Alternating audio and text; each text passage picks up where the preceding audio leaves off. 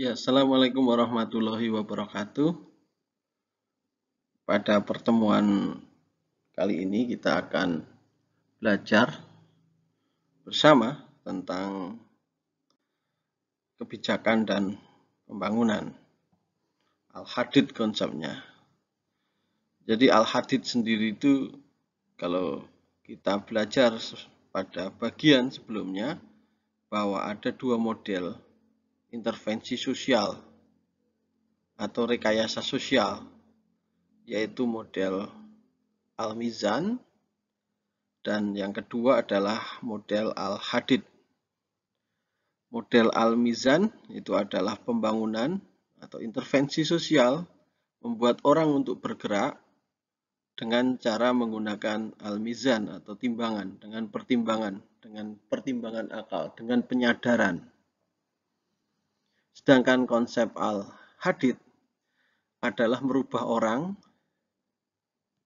melakukan intervensi sosial dengan membuat kebijakan yang memaksa orang untuk melakukan satu tindakan tertentu. Jika kita menggunakan konsepsi intervensi sosial, Al-Hadid atau kebijakan itu bisa dimasukkan sebagai indirect intervensi atau intervensi secara tidak langsung. Jadi intervensi dalam pembangunan itu bisa dibagi menjadi dua, yaitu direct intervention atau intervensi secara langsung, dan indirect intervensi secara tidak langsung. Direct intervensi atau intervensi secara langsung itu ketika kemudian ada misalnya ada satu masalah, ini kemiskinan, langsung kemudian ini dikasih bantuan modal, keterampilan, ini termasuk direct intervention. Sedangkan indirect intervention ketika kemudian ada orang miskin, itu kemudian orang membuat kebijakan di atas ini bagaimana agar orang ini bisa punya akses di pasar misalkan. Itu yang disebut dengan indirect intervensi. Bentuknya adalah kebijakan. Al-Hadid sendiri itu artinya adalah besi ya. Itu dua konsep Al-Mizan dan Al-Hadid itu dua konsep yang kemudian ada dalam Al-Quran. Besi itu dimaksudkan sebagai sebuah benda yang punya kekuasaan, punya kuasa, punya tuah di dalamnya, yang kemudian bisa memaksa orang untuk mengikuti besi itu. Tentu tidak diartikan sebagai kekerasan, tapi kewenangan atau kemudian kebijakan.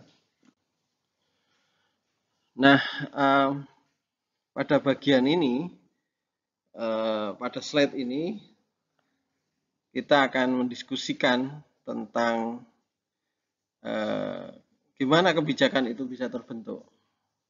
Jadi kebijakan itu kan kemudian sesuatu yang memaksa orang untuk patuh terhadap aturan itu.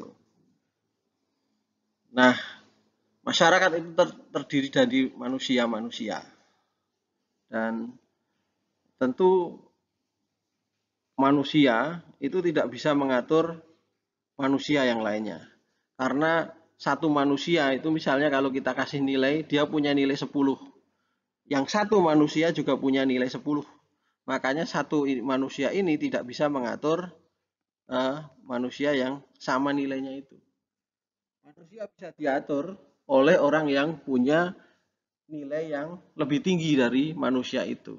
Nah, memang dalam beberapa konsep politik atau kebijakan atau otoritas, ada orang-orang yang superhuman, tidak punya nilai sama dengan manusia yang lain. Dia lebih unggul, misalnya karena dia nggak punya keturunan tertentu, dia punya benda-benda yang sakti, dia lebih tua dan sebagainya, yang kemudian membuat nilai manusia ini tidak sama dengan manusia yang lain.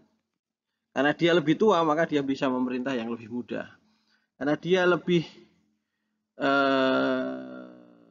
darah biru, maka dia bisa memerintah kepada yang darah warnanya merah. Tapi ini saya pikir ini ada di alam-alam atau di era-era lama. Sedangkan dalam sistem yang kemudian hak orang itu sama, maka atau kemudian dalam sistem demokrasi, maka semua orang itu punya nilai yang sama, yaitu nilainya adalah 10 tadi itu. Nah, tentu tidak bisa orang yang punya nilai 10 mengatur orang yang nilainya 10. Makanya kemudian ada konsep tentang kontrak sosial. Thomas Hobbes do kontrak sosial itu yang mana ketika orang itu punya nilai, di mana orang-orang ini mungkin punya nilainya adalah 10, maka dia memberikan mungkin anggap saja 2%-nya atau 20%-nya atau 2 dari 10 itu ke satu sistem. Ini 2, dia ngasih 2, dia ngasih 2, dia ngasih 2, dia ngasih 2, dia ngasih 2, dia ngasih 2, sehingga sistem ini nilainya tidak lagi 2, tidak lagi 10, tapi lebih dari 10. Sehingga sistem inilah yang kemudian bisa mengatur orang-orang ini. Jadi nggak bisa orang ini mengatur dengan si A ini tidak bisa mengatur si B atau si C, si D. Yang bisa mengatur adalah ini tadi. Inilah yang kemudian disebut dengan pemerintahan. Nah, misalnya ini ada bupati. Nah, bupati ini bukan manusia lagi, bukan misalnya Bupati Bantul sekarang itu misalnya atau ya Bupati Bantul misalnya Pak Harsono gitu. Ini bukan Harsono yang ngatur si A, si B, si C, tapi ini adalah bupati. Bupati itu kumpulan dari hak-hak yang diberikan kepada orang. Jadi ini bukan Harsono. Kalau Harsono sendiri, Pak Harsono sendiri itu nilainya hanya 10. Tapi ketika dia menjabat sebagai bupati, nilainya bisa 1000. Makanya dia bisa membuat polisi, bisa mengatur orang-orang yang nilainya 10 itu tadi. Itu teori dengan kontrak sosial. Jadi individu ini tidak bisa diatur oleh individu, tapi individu itu adalah diatur oleh kumpulan hak yang disebut dengan pemerintah tadi. Makanya kemudian pemerintah ini punya hak punya kuasa untuk memaksa orang-orang agar tunduk pada keputusannya ini. Nah, pemerintah yang punya kuasa ini bisa membuat yang disebut dengan kebijakan. Pada bagian slide ini kita akan membicarakan tentang kebijakan sosial. Nah, ada beberapa istilah yang kemudian mungkin teman-teman bisa agak sedikit rancu, bingung ketika mendengar istilah-istilah ini. Yang pertama ada istilah kebijakan, kebijaksanaan, kebijakan, kemudian ada kebijakan atau policy, kemudian ada public policy, dan ada social policy. Nah, kalau kebijakan itu sifatnya individu, itu wisdom atau kebijaksanaan. Tapi kebijaksanaan itu akan masuk kepada kebijakan. Kebijakan itu bisa diartikan sebagai sebuah keputusan, tindakan yang diambil oleh satu institusi tertentu untuk mengatur satu situasi yang tertentu. Sedangkan kebijakan publik ada kata publik. Tentu yang diatur itu adalah kepentingan umum, kepentingan masyarakat. Jadi semua aturan yang kemudian mengatur masyarakat, mengatur kepemerintahan itu bisa disebut dengan kebijakan publik. Sedangkan kemudian hal yang mengatur areal, aspek sosial saja, maka bisa disebut sebagai kebijakan sosial. Tentu kebijakan sosial ini tidak diartikan secara sempit. Kalau diartikan sempit, nanti yang dimaksud dengan sosial itu tidak mencakup aspek misalnya kesehatan, aspek infrastruktur, aspek ekonomi, karena sosial dengan ekonomi ketika kemudian secara umum itu sesuatu yang berbeda. Tapi yang dimaksud dengan sosial ini adalah sosial yang secara umum atau secara luas, yaitu semua hal menyangkut dengan manusia, termasuk kaitan dengan infrastruktur. Ketika kemudian pembangunan infrastruktur mempengaruhi perilaku manusianya, maka itu bisa disebut dengan kebijakan sosial. Ketika mempengaruhi kebudayaannya, itu juga bisa disebut sebagai kebijakan sosial. Ketika itu aspek ekonomi, dan ketika aspek ekonomi kebijakan yang ditempuh itu kemudian mempengaruhi manusianya, perilaku manusianya, kebudayaan manusianya, itu bisa disebut sebagai kebijakan sosial juga. Jadi kebijakan sosial yang dimaksud dalam konsep ini adalah kebijakan sosial yang luas, meskipun kemudian tidak seluas atau menjadi bagian dari kebijakan publik.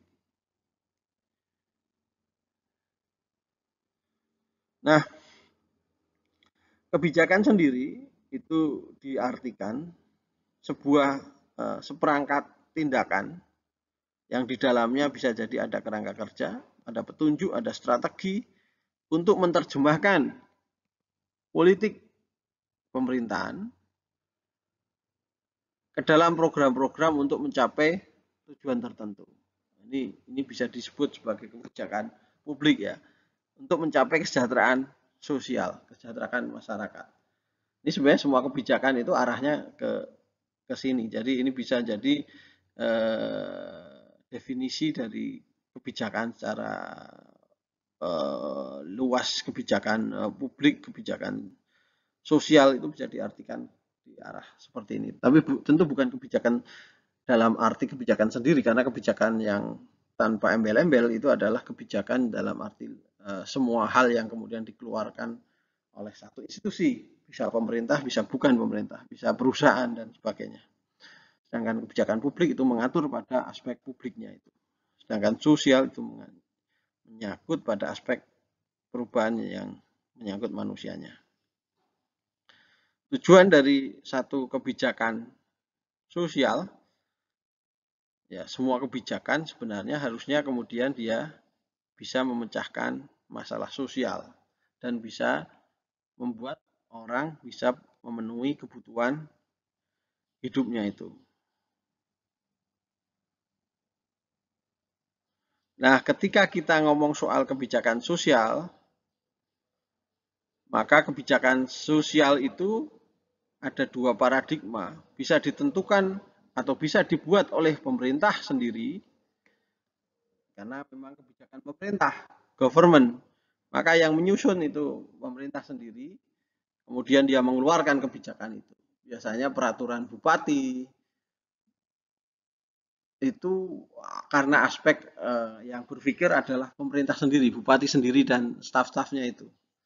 Tapi ada juga ya governance, yaitu kebijakan yang kemudian lahir karena ada interaksi antara pemerintah dengan stakeholder, pemerintah dengan orang-orang yang punya kepentingan terhadap satu situasi, sehingga kemudian timbullah satu kebijakan. Biasanya menyangkut pada misalnya perda, peraturan daerah, itu mesti kemudian menyangkut tidak hanya aspek dari pemerintah saja, tapi juga masyarakat.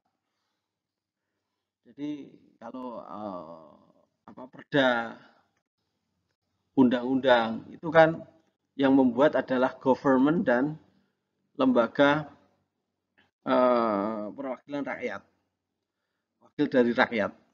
Itu kemudian lahirkan kebijakan. Meskipun demikian, sebenarnya bisa juga kebijakan bupati yang sifatnya yang kemudian wewenang dari bupati sendiri itu bisa jadi lahir juga karena adalah proses interaksi dengan stakeholder sehingga meluar ada suatu kebijakan itu. Jadi idealnya sebenarnya kebijakan itu lahir dari interaksi antara pemerintah dengan stakeholder terkait. Tidak bisa pemerintah itu secara top down membuat kebijakan sendiri. Nah, slide ini menjelaskan tentang pentingnya satu kebijakan. Ada satu tulisan di bukunya Mukhtar Mas'ud yang kemudian mengutip beberapa rujukan, dia mengatakan bahwa ada satu negara miskin itu karena negara itu memang miskin. Tapi bisa jadi negara itu menjadi miskin karena dia itu kebijakannya yang kemudian membuat negara itu menjadi miskin. Jadi yang pertama sebenarnya orang tidak percaya bahwa ada sebuah negara itu menjadi miskin. Karena negara itu mesti punya aset, mesti punya sumber daya, baik itu manusia, baik itu alam. Tapi ketika kemudian ada negara itu menjadi negara miskin, bisa jadi karena kebijakannya itu tidak membuat masyarakatnya untuk berdaya, tidak membuat masyarakatnya bisa mengolah sumber daya alamnya dengan baik. Jadi penyebab dari kemiskinannya itu bisa jadi adalah sebuah policy, kebijakan yang dibuat oleh satu pemerintahan itu. Nah, policy sendiri memang punya dua wajah. Kebijakan itu punya dua wajah. Yang pertama memang kebijakan bisa mempercepat pembangunan. Jadi pembangunan itu bisa dipercepat dengan kebijakan. Tapi pembangunan itu kadang juga punya sisi negatifnya. Seperti Dewa Janus yang berwajah dua. Pembangunan itu bisa juga, atau kebijakan maksud saya itu bisa juga menghambat pembangunan itu sendiri. Jadi pembangunan itu berwajah dua, dia bisa mempercepat, kebijakan itu berwajah dua, dia bisa mempercepat pembangunan atau dia bisa menjadi benalu, penghambat dari pembangunan itu. Contohnya apa? Misalkan yang menghambat, saya nggak tahu ini menghambat atau kemudian mempercepat. Tapi menurut saya ada satu tulisan saya di Jurnal Ketahanan Nasional UGM itu kebijakan-kebijakan pertanian di Indonesia itu kelihatannya tidak membuat petani menjadi sejahtera, tapi membuat mereka menjadi lebih menderita. Salah satunya adalah kebijakan tentang head, harga eceran tertinggi. Jadi beras itu punya head. Saya lupa headnya berapa. Misalnya headnya itu 10.000. Nah, orang tidak boleh membeli atau menjual beras kualitas tertentu itu di atas 10.000. Ketika dia menjual di atas 10.000, maka dia bisa masuk penjara karena ada ketentuan tentang head itu. Yang beli juga bisa masuk penjara. Ini pernah ada kasus kan? Ada kasus perusahaan beras itu membeli di petani itu lebih mahal daripada head dan kemudian menjualnya tentu lebih mahal lagi karena itu adalah beras premium. Tapi itu kemudian diperkarakan karena dia menjual di atas harga eceran. Ini salah satu contoh kebijakan yang bisa jadi dalam analisis saya itu menghambat pembangunan di sektor pertanian. Sehingga Indonesia pertaniannya meskipun negara agraris tapi tidak maju-maju. Tapi bisa juga kebijakan itu mempercepat proses pembangunan. Nanti di slide-slide yang selanjutnya kita akan melihat bagaimana kebijakan itu bisa membuat pembangunan itu menjadi lebih cepat. Ya, slide ini menjelaskan bahwa kebijakan itu punya beberapa sifat. Yang pertama yang jelas kebijakan itu punya sifat mengatur semua dan mendisiplinkan. Jadi tidak ada kemudian kebijakan itu yang kemudian tidak wajib. Kalau nggak melakukan ya sakarepmu gitu enggak. Tentu ketika ada orang yang tidak melakukan maka kebijakan itu punya sifat mendisiplinkan, mengendalikan ketika ada orang yang melakukan penyimpangan dan menghukum orang yang melakukan penyimpangan itu. Kebijakan itu juga punya, yaitu menghukum itu artinya kemudian dia bisa memaksa orang untuk agar mengikuti kebijakan itu. Dan ketika kemudian itu sudah diterapkan, berarti kebijakan itu bersifat struktur. Artinya kemudian berada di atas manusia, supra manusia. Itu ada sistem, struktur atau sistem yang kemudian mengatur manusia-manusia ini. Dan kebijakan itu tentu non-diskriminatif, tidak kemudian berpihak pada satu kelompok. Harusnya seperti itu yang kemudian yang terbaik. Tapi apakah kemudian memang kebijakan itu harus non-diskriminatif betul, atau kebijakan itu bisa berpihak, tentu berpihak kepada orang yang lemah, berpihak kepada orang yang tertindas, yang agar mereka juga bisa berdaya.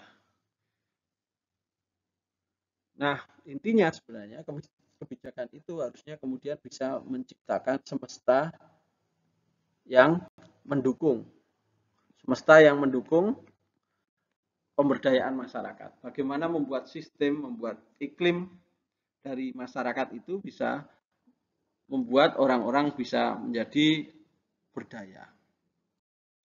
Nah, ada banyak kasus yang kemudian bisa kita jadikan diskusi, jadi bahan diskusi untuk melihat apakah kemudian ini kebijakan yang ideal atau tidak. Tapi sebenarnya dalam beberapa kasus, dalam banyak kasus, sebenarnya kebijakan-kebijakan itu lebih condong untuk membuka pasar.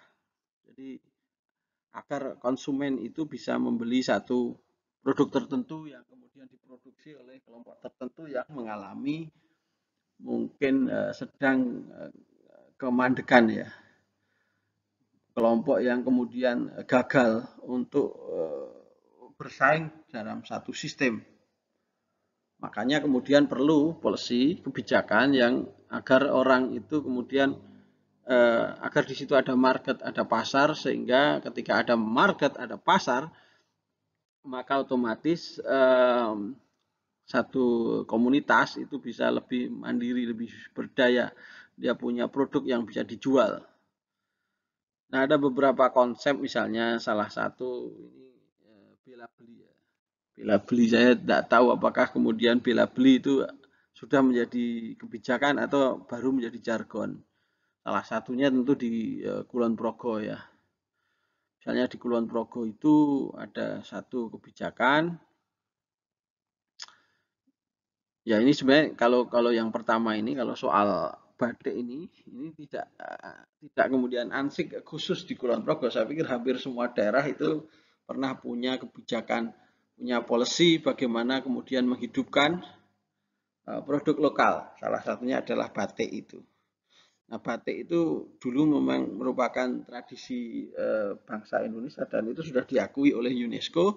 Tapi batik sendiri itu mengalami stagnasi. Stagnasi karena ada serbuan kain-kain dari luar negeri, kain-kain printing yang kemudian membuat industri batik komunitas itu menjadi macet.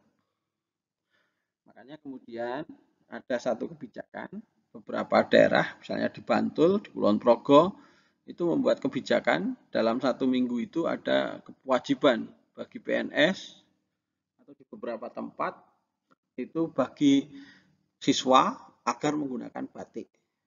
Bisa batik motif tertentu atau ada yang batik umum. Ada batik tertentu itu misalnya di Gunung Kidul itu dia menciptakan batik namanya batik walang. Sehingga semua siswanya itu wajib menggunakan batik walang. Walang diambil karena salah satu binatang unik yang juga menjadi makanan khas unik dari penduduk Gunung Kidul. Dengan adanya kewajiban orang menggunakan batik, maka kemudian ada permintaan batik. Ketika ada permintaan batik, maka kemudian daerah-daerah orang juga akan termotivasi untuk menciptakan, untuk memproduksi batik. Sehingga gairah produk lokal, pemberdayaan masyarakat, UMKM itu bisa kemudian tumbuh. Dulu pernah juga ada kasus satu daerah itu mewajibkan siswanya menggunakan akik. Akik itu batu akik ya, cincin yang batunya itu ada di sungai yang ada di daerah itu. Kalau nggak salah Purwokerto ya, nanti bisa dilacak. Sehingga kemudian industri batu akik di kawasan sungai itu menjadi maju karena ada permintaan pasar. Ada juga terkait dengan kasus makanan tradisional. Makanan tradisional salah satunya di Bantul itu ada geplak. Geplak itu pernah punah. Dia punah karena mungkin terlalu manis ya.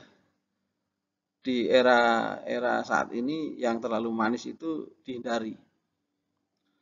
Nah, kemudian ada kebijakan dari Pemda Bantul bahwa semua snack, semua makanan ringan, semua snack yang kemudian dipakai untuk rapat di Kabupaten Bantul itu harus ada makanan tradisionalnya, harus ada geplaknya. Kalau tidak ada geplak, maka belanja snack itu tidak akan diganti oleh pemerintah daerah, oleh bendahara, oleh keuangan. Makanya kemudian ada sekian ribu permintaan snack yang di situ ada geplaknya.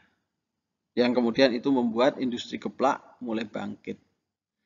Tapi memang ini kelihatannya tidak berjalan dengan baik, tapi pernah ada eksperimen untuk membuat kebijakan seperti itu. Ada airku. Airku ini adalah produk minuman dari Kulon Progo. Airku, air Kulon Progo. Itu maksudnya adalah bagaimana agar orang-orang Kulon Progo sendiri, pemerintah Kulon Progo sendiri ketika dia rapat, ketika dia melakukan satu acara, airnya itu harus berasal dari Kulon Progo sendiri, sehingga kemudian uang itu tidak keluar dari daerah tapi berputar di Kulon Progo sendiri. Itu konsep, salah satu konsep kebijakan yang kemudian membuat atau menghadirkan ada permintaan pasar. Perkembangan wisata lokal ini juga kalau kemudian dibiarkan, ini sesuatu yang kalau kemudian dibiarkan dia itu kalah. Makanya kemudian butuh kebijakan, butuh intervensi. Di Bantul itu pernah ada kebijakan, kan setiap tahun itu sekolah-sekolah itu dimanapun itu ada sebuah tradisi untuk kemudian piknik. Nah pikniknya itu kemudian seringkali di luar kota, jauh-jauh gitu. Nah makanya kemudian agar ya bolehlah piknik jauh-jauh, tapi kemudian ada kewajiban. Sebelum piknik jauh-jauh, Anda harus piknik dulu di wilayah lokal dulu, baru diizinkan piknik yang jauh itu.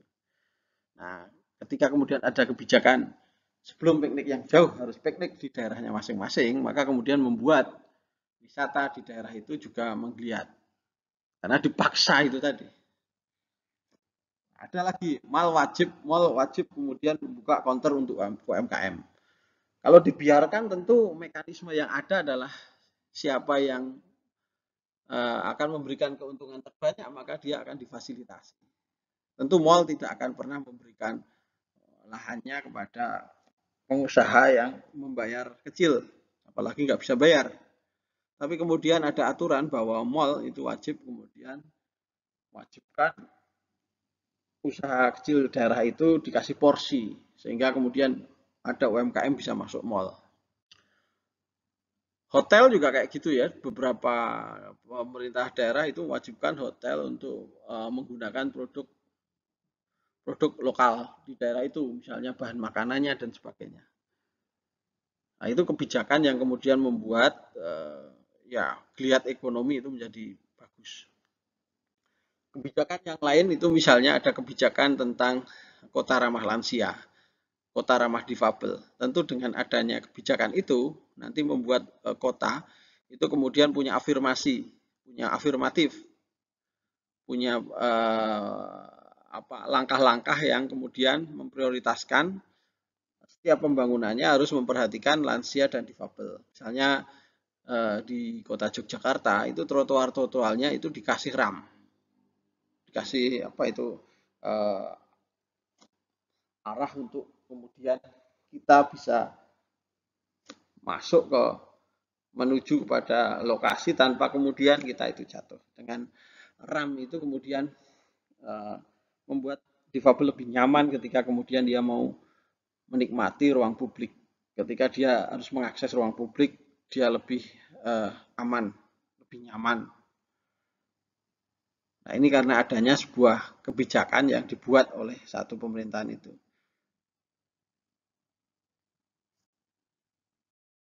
Di bagian tadi kita sudah menjelaskan bahwa ada kebijakan-kebijakan yang menarik untuk diselidiki, yang kemudian kebijakan-kebijakan itu yang memberdayakan masyarakat. Saya pikir itu bisa menjadi bahan kajian Anda. Tapi selain itu, atau kemudian untuk melihat atau untuk menganalisis atau untuk membaca kebijakan itu, Anda bisa kemudian melakukan apa yang disebut dengan analisis kebijakan. Monitoring evaluasi kebijakan.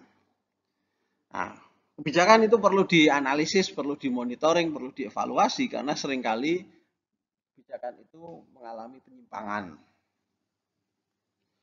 Makanya perlu dibaca, dilihat, diuji, jadikan satu tesis. Nah, ketika kemudian kita mau melihat, menganalisis satu kebijakan, itu kita bisa menggunakan konsepsi DAN ya, 3 model untuk untuk menganalisis kebijakan, yaitu model prospektif. Model prospektif adalah melihat kebijakan dengan imajinasi ya. Jadi ini sebelum kebijakan itu diaplikasikan, kita bisa membuat analisis dulu kira-kira apa yang akan terjadi dengan masyarakat itu ketika suatu kebijakan itu dipraktekkan.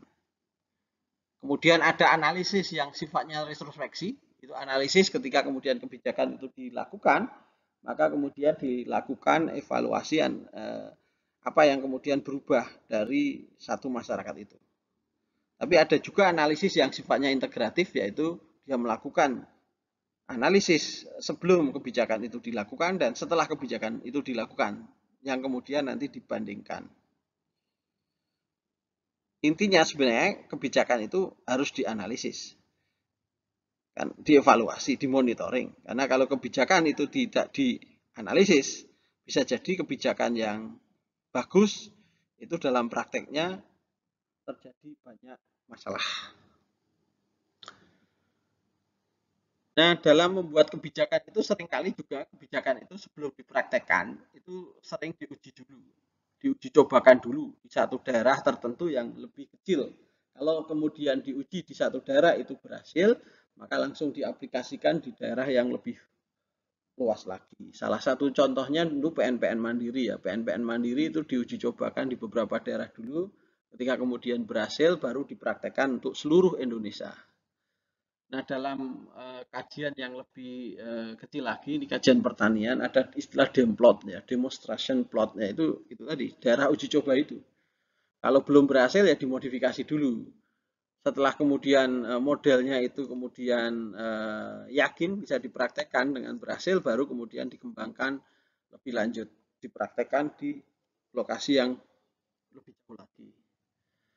Nah, analisis yang kemudian tadi itu, kenapa kemudian perlu analisis misalnya, kalau satu kasus ya, apakah kemudian sesuatu yang tujuannya baik belum tentu hasilnya kemudian baik, misalnya kartu tani. Kartu tani itu jelas punya tujuan yang bagus, efisiensi pupuk, biar orang perusahaan yang nggak punya kartu tani, dia tidak lagi bisa mengakses pupuk yang subsidi. Dia harus, karena dia itu adalah perusahaan yang besar, maka dia belinya jangan beli pupuk yang bersubsidi.